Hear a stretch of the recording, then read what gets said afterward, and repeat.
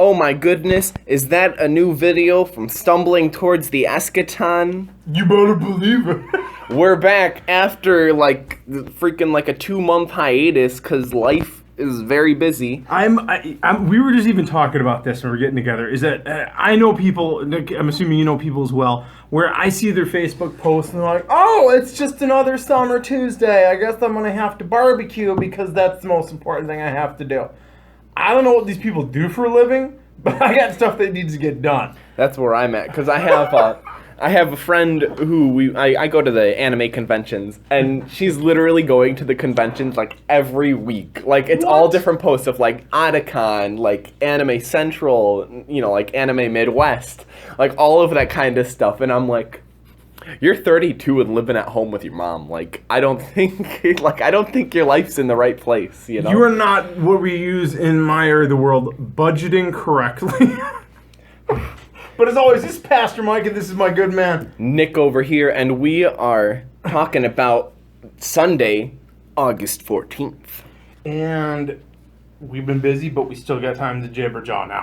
A lot of text, a lot of wildness going on, not just in life, but in Scripture, wildness. And what we got is this really awesome Hebrews text, and it's a good one, and I'm going to actually read it.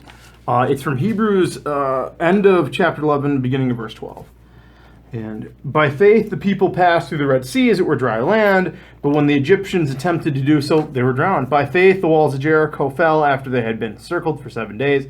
By faith, Rahab the prostitute did not perish with those who were disobedient, because she had received the spies in peace.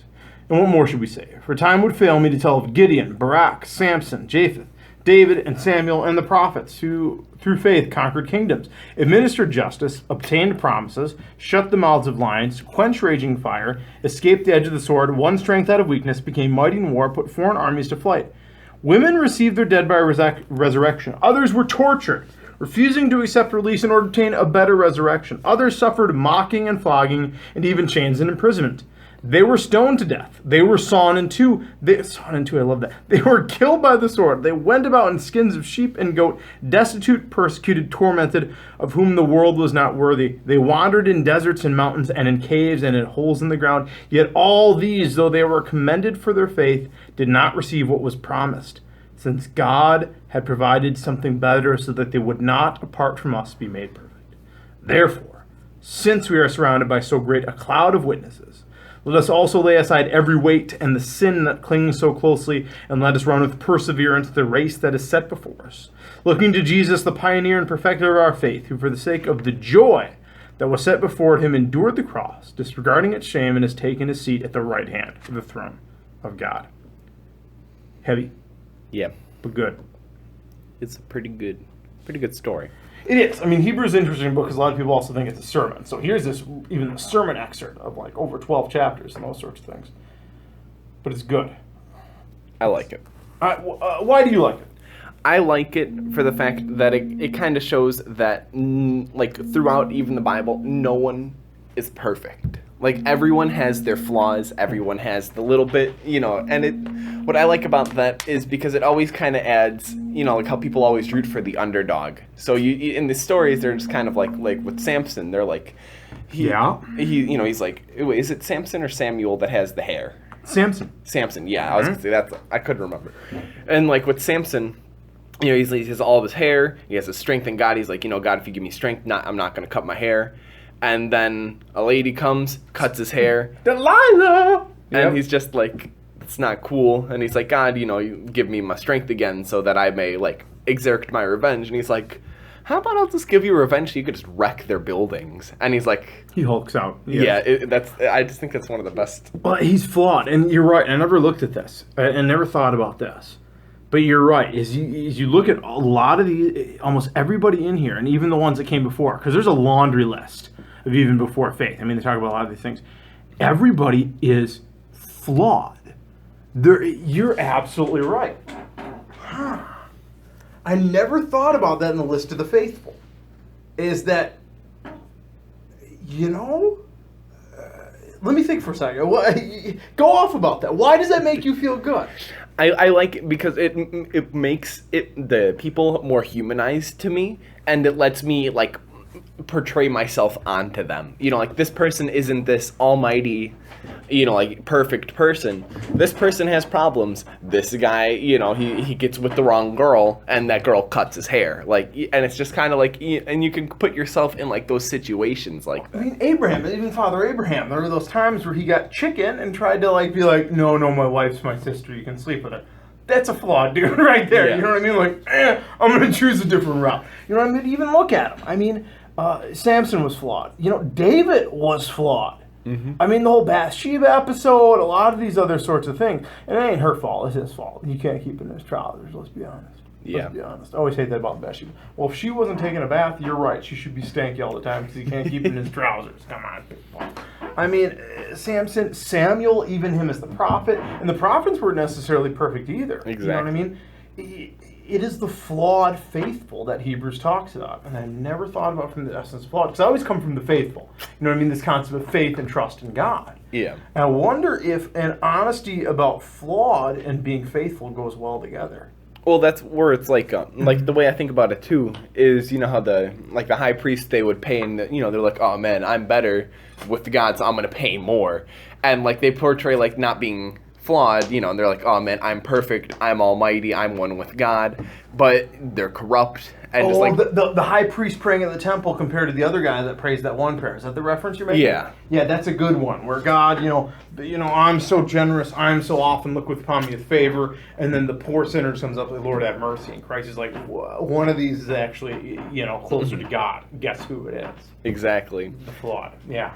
And that's what I like about that. And that too brings back where Jesus is saying that we're all brothers and sisters within God, and no one's higher than the other, and that's what I enjoy about it. It is a good one with that because it is these are flawed faithful people. I also, one of the things that I like about it too, as it wraps up here, is it also gives a sense of you have these people being faithful, they're flawed and faithful, and there are moments where in being faithful, you know, lions' mouths were shut. You know what I mean? Daniel and lions dead. All right. But you got the other one where he talks about they were stoned. They were sawn in two. Holy cow. I mean, when you think about images like, well, they could have been killed, two brings up blatantly people were sawn in two. Is that faithfulness does not ensure only good or only bad. It's a mixed bag in the broken world we live in. Because there are still other people that might not appreciate the faithfulness. I mean, even like the early Christians, many of them were killed. That's part of the gig, and it's so weird to say sometimes, but yeah. Mm-hmm. Yeah, I like the flawed. I like that. I gotta rethink Sunday, man. You did that to me. It's good to go a different route, but I gotta think about that. And these are the cloud of witness. Don't you like that line? Therefore, since surrounded by such a great cloud of witnesses. I like now thinking about the cloud of witnesses we're surrounded in. They're messed up people too, man. They're like, you know what? I had some days where I kind of screwed the pooch. I like it. Really? And you got through it? You can get through it. The good Lord knows what he's doing. The flawed faithful. I wonder if there's a good... I got to look into that. That's an interesting concept. But it does. Hopefully, you know what I mean? It is really good text for those sorts of things. And that's what I like, too, about the Bible. And that's, like, it's one of the reasons that I like it, is that it's open to interpretation with a lot of, like how you and me, we both had we both thought different things when we were reading that, you know? Well, and that's key, because, we, as Christians, especially as Lutherans, we think Scripture speaks today. You know what I mean? It is in some ways static, but it's also in some ways dynamic, because it meets us. Have I ever talked about the great practice of Lectio Divino? No. It's an old Bible study / devotional practice, and some people like it and some people don't. Some people, when I do it, they're like, and it's like, come on. But they're the kind of people that are like, whatever, we just gotta do it quick. But it's the process of, you know, and there's a large way of doing it, but what happens is you read a text and you have it with a bunch of people, and it's really the first question is, so what jumps out at you? And that's what it is. It's, okay, so what's jumping out? And they might even be like, dude, people done get sawn in half. Maybe when somebody gets jumped out. And sometimes these sorts of things, but even, you might even have something of, like, you know, Gideon, Barak, Samson, why were those guys picked? And some of those sorts of things. Or some people might even, and what always jumps out at me is, therefore, because we were surrounded by such a great cloud of witnesses. That interesting phrase of cloud. Mm-hmm. You know what I mean? That's an odd phrase to pick. And then you ask other questions like, so what do you think it's saying to you? What do you think it's saying to the church after different readings? And it's not a set Bible study, but it's this, encountering the text raw without even a sense of like, let's go to this great reflection by Tom. Okay, that's nice. But in this moment of your life, what is it saying to you? And it's a great way of saying, how does Scripture speak? And in fact, in some ways, we do that every time we do this, because you're like, you know what really stood out for me in this one? This. That's pretty much Lectio Divina in its most basic form, and it's awesome, and it's been around for thousands of years. That's pretty good. It is, and I just, Well, speaking about what, how this is relating to me, is let's do it. It's with where I'm at in life right now, going into college, trying to get a good job, all of that kind of stuff, and realizing that, everyone, nobody's perfect. And it's trying to find, I know, that's a big shocker.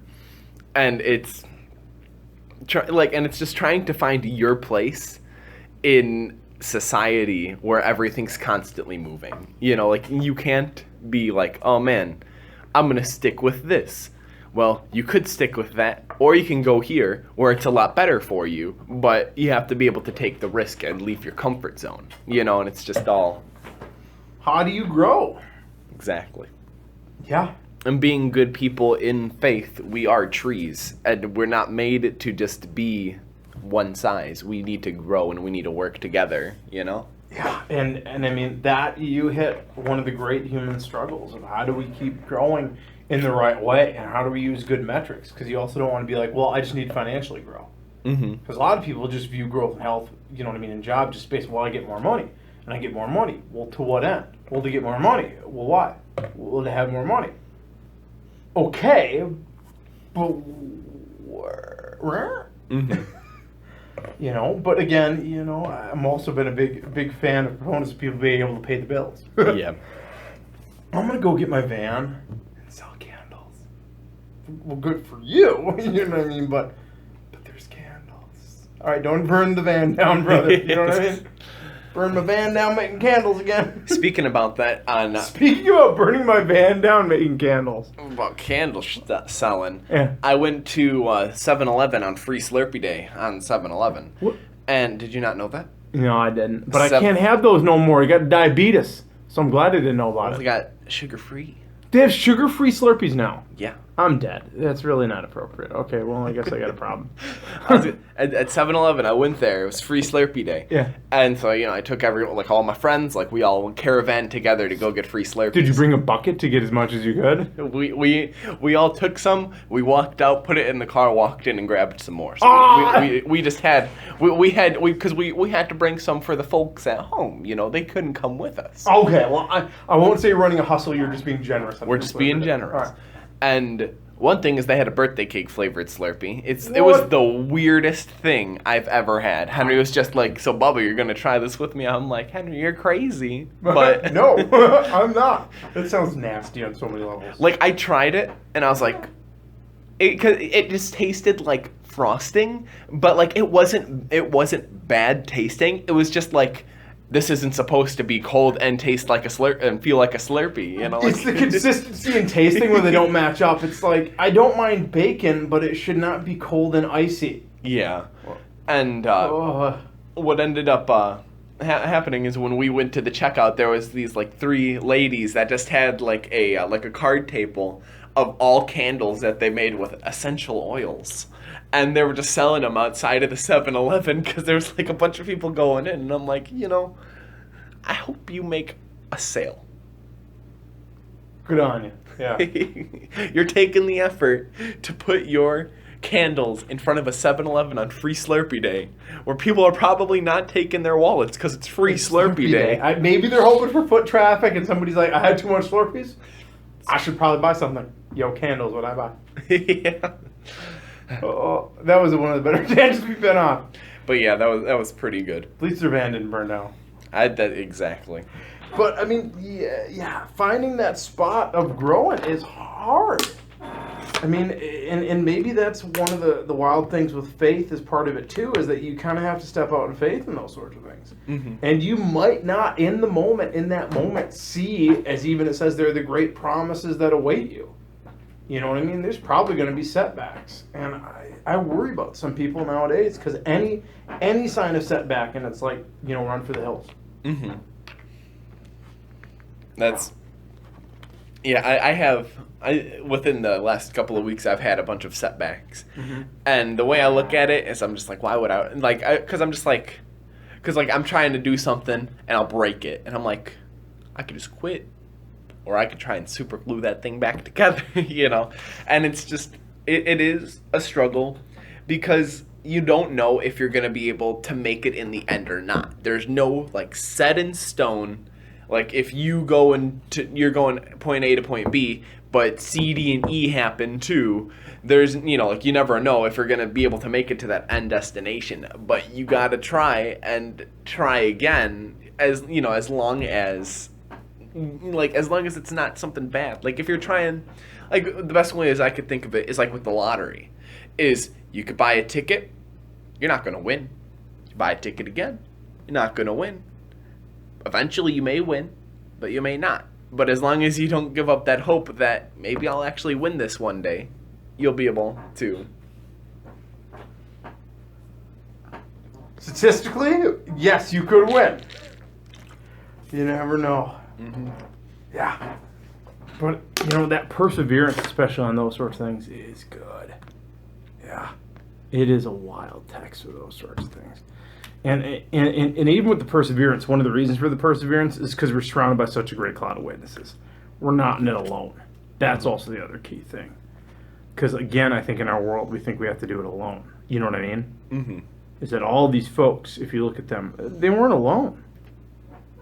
Gideon, Barak, Samson, Japheth, David, Samuel. I mean, they weren't alone. They weren't solo people endeavoring. They were part of a larger tapestry, if you will, And I think sometimes people get that, and there's the assumption that we either, and maybe that's the great American myth that drives me nuts, is it's all up to you. It's either you succeed or fail on your own. Mm-hmm. That ain't the case, man. Mm-hmm. You look at a lot of people's stories, and sometimes the dude that was willing to drive into a couple job interviews, that helped. It put him over the edge. Mm-hmm. You know what I mean? That's my struggle with my dear old pappy. Mm-hmm. Is he's always telling me, he's like, you gotta be the hawk. You gotta have your eyes set on what you're doing.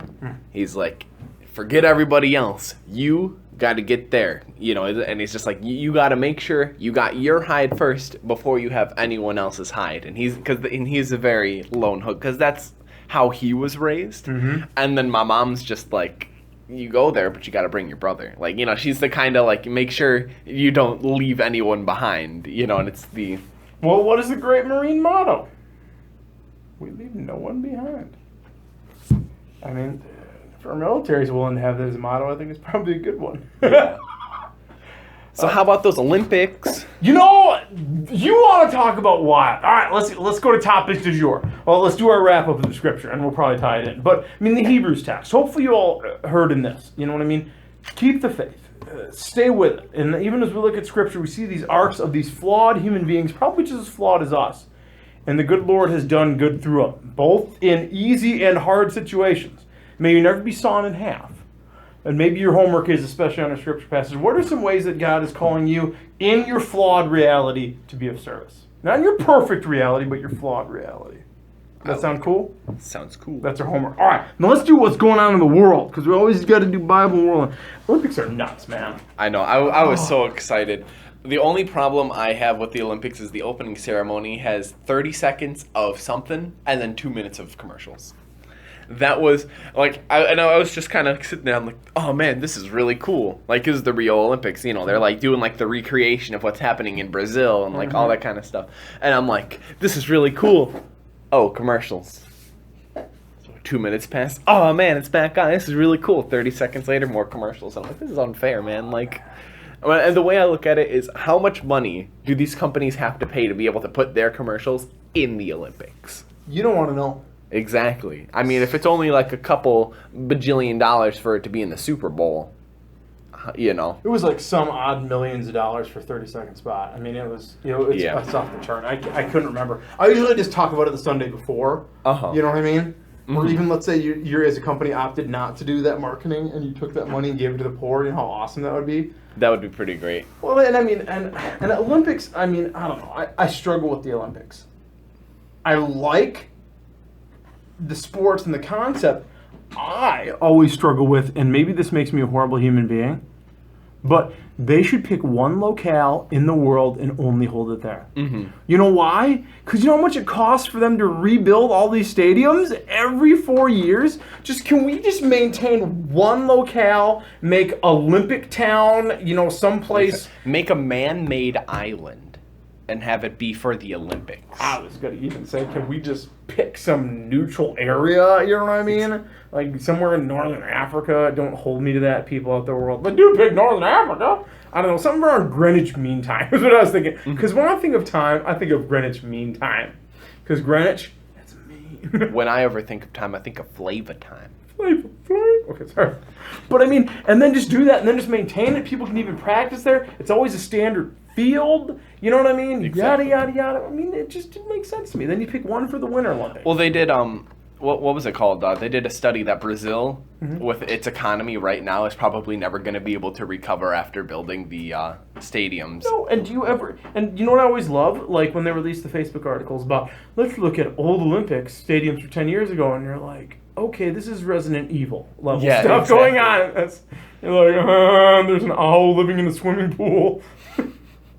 Why is there a polar bear on the ski lift in this dog home? That sort of thing. Even though that would make me happy if there's polar bears roads, ski lifts. That's what the polar bears are practicing. Olympic Village, son. They're waiting for them to learn how to speak a language so they can sign up for the Olympics. Is that polar bear belly sliding down the ski jump? He's just doing I'm fluffy. Oh, yeah, that was the best one. So, but you do love, and you see the stuff, like, those, what was it, the gymnasts or the swimmers? One was from North Korea, one from South Korea. Yeah. And they were doing selfies. You know what I mean? So you get that flawed sense of reality as well. You have these moments of, like, people that shouldn't get along, getting along, and you have those moments of, why did we spend money on this? And then you get that, like, one refugee girl that, like, with 3 other people pushed a raft or something and was competing in swimming in the Olympics. And you're like, she didn't win a gold, but there was that party that would, like, in a perfect, like, awesome scenario world, the woman that, like, pushed the refugee boat, you know what I mean, won the Olympic gold for something. I think she got 5th, which is not bad to be 5th in the Olympics. Let's be honest. There's nothing's like, yeah. There was, what I enjoyed too, I'm sorry that I'm talking about the opening ceremonies, that was like my favorite part. Don't worry about it, dude. Is which I think America has a struggle with, is they acknowledge that their wars happened and that it's just a part of history. Like, they're like, yeah, it sucked, but now what can we learn from this? And we don't have to, like, stagnant upon that. Mm-hmm. Because in America right now, there's still, like, the struggle of, well, this happened so many years ago. I can't believe you did that your ancestors were part of World War II 150 years ago. Like, I don't feel like anyone should be to blame to that. Like, that's, Are you... Yeah, I mean, this is a sticky wicket. You know what I mean? You're talking about the general sense of, like, even some of the Civil War stuff, right? Mm-hmm. And the Civil War one is a struggle, because what you do have is that, yes, no one alive today is responsible for the Civil War. Mm-hmm. But if we have a culture didn't learn crap from the Civil War, we're still culpable. Mm-hmm. You know what I mean? There's those two realities where, yes, on one level, you know what? If you're like the great-grandson of a sharecropper that lives in New Jersey, you know what I mean? Nobody should go by your house and be like, you're a horrible human being. I mean, no. But if we as a larger culture don't even get some of the things that we should have learned from this, then we got a dang problem.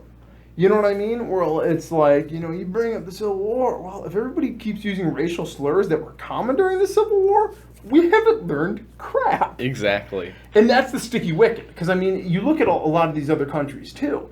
You know what I mean? It's even like the odd shame in Germany from World War II. You know what I mean? Is the shame level appropriate? But did they learn? Well, they completely ignore it. Like, you can go to like jail if you mention like that kind of stuff. Like, it's crazy. Well, it's to the extent of you don't do those sorts of things. But again, we even have white supremacist groups. It's like it's a miry sticky thing of, do you blame an individual for something happened 100 years ago? No.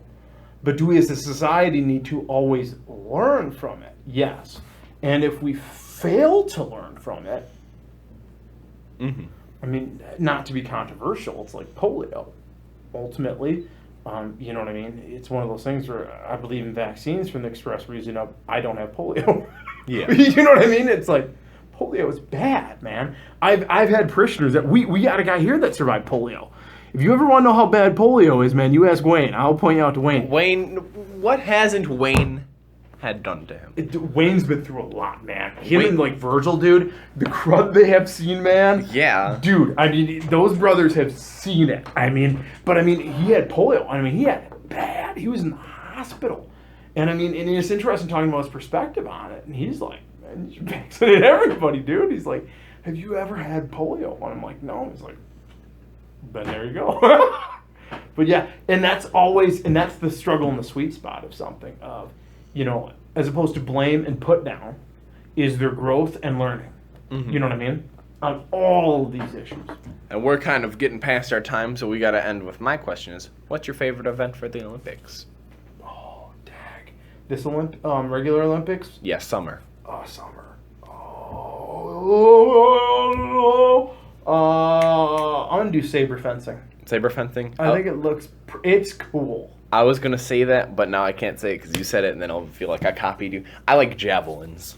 The javelin toss, like javelin and hammer throw. Just something about seeing how far someone could lob a spear and throw like a ball and chain is just so. The hammer throw is the one that worries me because if you make a mistake, like discus, okay, you know what I mean. You get the motion. Yeah. Shot put. You know, it's really hard to accidentally hit the crowd with a shot put. But I see the hammer throw, somebody getting a little out of hand. You know what I mean? Because you're just whoop, whoop, whoop, whoop, and you just kind of like, let's hope I like what the right. Oh my goodness! That's why. There was during the London Olympics. Someone got hit with a javelin. Someone threw it and the wind took it. And so it was like the guy he was running and goes, ha! And he throws it and then you just see the wind take it and then it goes like this. And then it just like, and then someone who has their back turned because, you know, it's going that way. You're looking this way. Like, you're like, that'll be safe. Hits him right in the back and he just hits the floor. Like, and it was like stuck into him. And yeah, it's a javelin, man. Yeah, it was like, what? Which reads to the greatest, so you had a scar on your back. What happened? Well, the wind took the javelin. Yeah, the wind took the javelin. All right, I need to hear your story. Well, all right, enough of our story. Everybody, as always, thank you and keep on stumbling. See ya.